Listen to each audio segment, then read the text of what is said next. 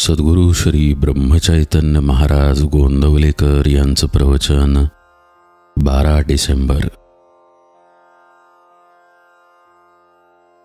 योगाने जे साधते ते नामाने साधते। गृहस्थाश्रमी माणसाने असा नियम ठेवावा की जो कोणी काही मागायला येईल त्याला नाही म्हणू नये। आपल्याजवळ जे असेल त्यामधले थोडे तरी त्याला द्यावे। अन्न द्यायला कधीही मागे पुढे पाहू नये। पैसा देताना मात्र आपली परिस्थिती पाहून आणि त्याचा हेतू पाहून तो मागेल त्याच्यापेक्षा जरा कमीच द्यावे, पण नाही म्हणणे चांगले नाही। भिकाऱ्याला कधीही वेडेवाकडे बोलू नये। आपली नोकरी ही एक प्रकारची भीकच आहे। भिक्षा मागणे हे वैराग्याला कमीपणाचे नाही, पण भिक्षा ही स्वार्थासाठी नसावी। आपले पोट भरल्यानंतर राहिलेल्या अन्नाचा प्रत्येक कण दुसऱ्याला द्यावा। वैराग्याचे तेज कधी लपून राहत नाही। अत्तरे वगैरे लावून तेज आणणे निराळे आणि वैराग्याचे तेज निराळे। वैराग्या वाचून सारा परमार्थ लटका आहे। जगाचा स्वभाव कळणे ही ज्ञानाची पहिली पायरी आहे। जे खोटे आहे ते खरे मानणे हे अज्ञान, अविद्या होय। खरोखर मनुष्याची पारमार्थिक योग्यता काय आहे हे साध्या माणसाला कळणे शक्य नसते। साधूंनाच अंतरंग समजते। म्हणून तशी दृष्टी आल्याशिवाय आपण कुणालाही नावे ठेवू नयेत। अंतकाळी मनुष्य मनाच्या कशा अवस्थेत जातो यावरून त्याच्या पारमार्थिक अवस्थेची कल्पना येऊ शकते।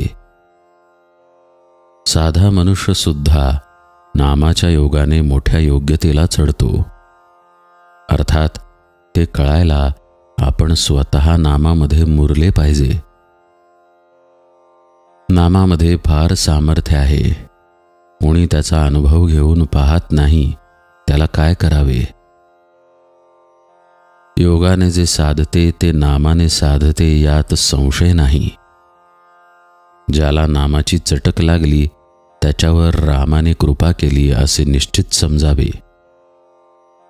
परंतु नामाची चटक लागण्यासाठी सतत नाम घेणे हाच उपाय आहे। तसे पाहिले तर प्रपंची माणसे अत्यंत स्वार्थी असल्याचे आपल्याला दिसून येते। त्यांचा स्वार्थ यत्किंचित न बिघडता त्यांना परमार्थ पाहिजे असतो। हे कसे शक्य आहे? अत्यंत निस्वार्थी बनणे याचेच नाव परमार्थ। तो साधण्यासाठी थोडा तरी स्वार्थ सोडायला आपण तयार व्हावे। साधू संतांच्याकडे जाऊन हेच शिकायचे असते। प्रपंचावर सर्वस्वी पाणी सोडा असे कुणीच सांगत नाही, आणि असे सांगितले तरी कुणी ऐकत नाही। पण निदान प्रपंच म्हणजे आपला स्वार्थीपणा हेच आपले सर्वस्व मानू नका असे संत सांगतात। ते काही गैर नाही। स्वार्थ कमी व्हायला वासना कमी झाली पाहिजे। वासना कमी होण्यासाठी भगवंताची कास धरली पाहिजे।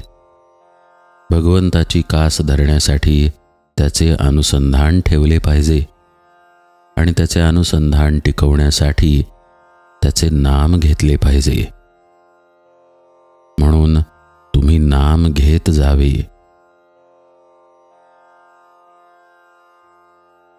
ज्याला नामाचे प्रेम लागले त्याला भगवंताचे दर्शन घडले।